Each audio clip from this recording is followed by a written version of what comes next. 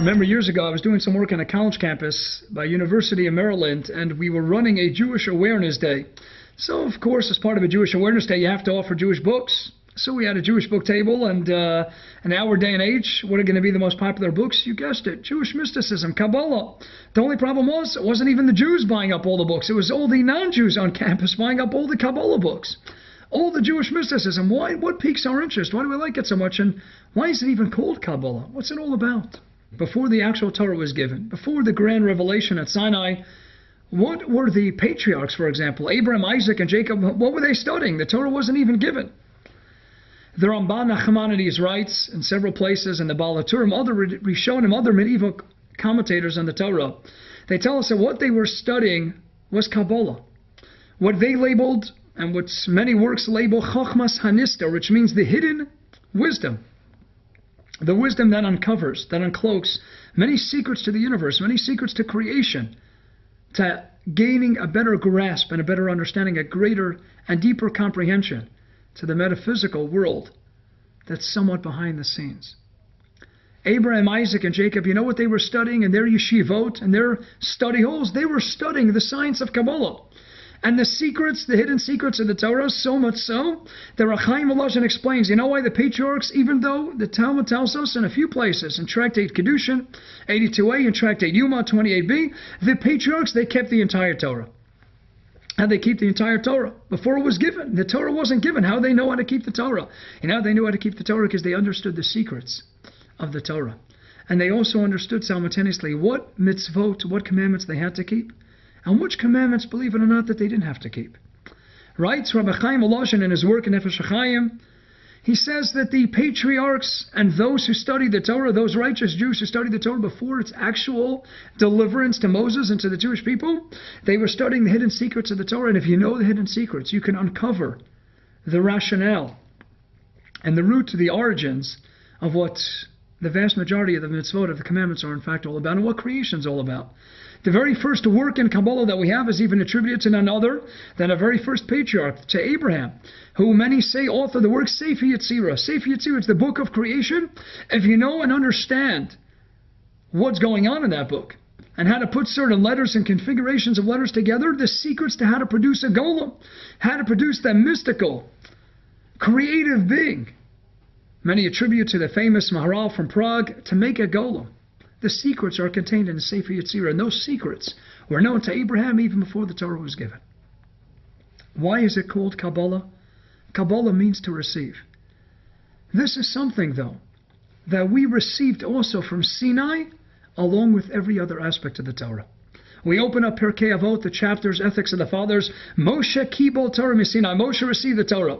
So you might say, what did he receive? He received the actual written Torah, the oral tradition he received. You know what? This is part and parcel of the oral tradition. To receive the Torah without the aspect which is what we call sod, the hidden secrets, the world of Kabbalah, the world of Jewish mysticism, is an incomplete Torah. Because the Torah that we have, the written Torah, that's a Torah on the surface.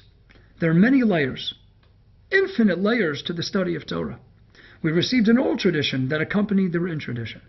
And part of that oral tradition is Kabbalah, which you might think, because they were studying before the Torah was given, because it has to do with acts of creation, things that you might say, I could keep the whole Torah without knowing it. So you might say it's not part and parcel of the actual Torah. No.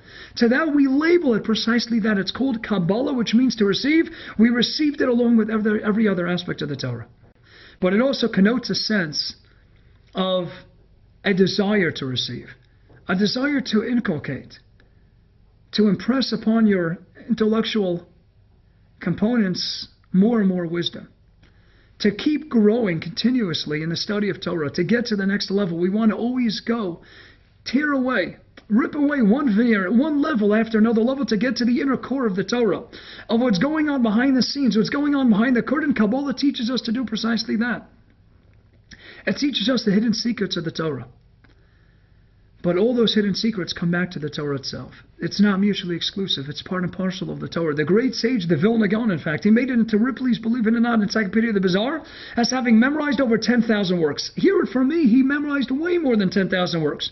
The greatest sage that we've had in the last several hundred years, Rabbi Elijah from Vilna, he stopped writing, and believe me, he was a prolific writer. We have tons of works from him.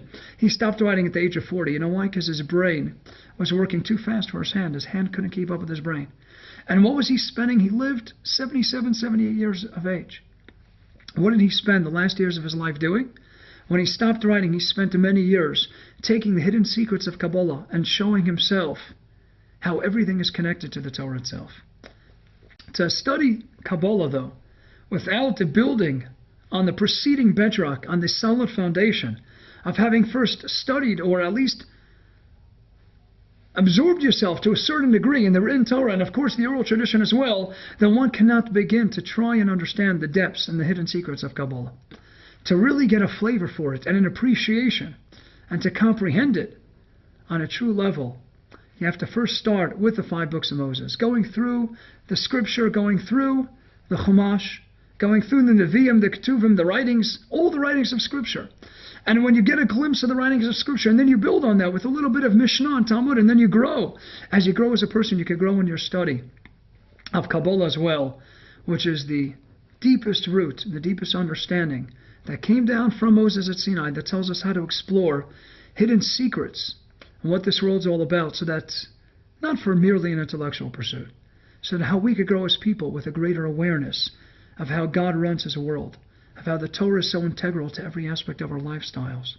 The more we could get information from the realm of Kabbalah, from the realm of Jewish mysticism, then the more we can enhance as we grow through life and we grow closer to our Creator. The more we can enhance all the Torah that we learned until that point in time. We could grow as better Jews, as more devout Jews, and we could help bring the Messiah more speedily in our days.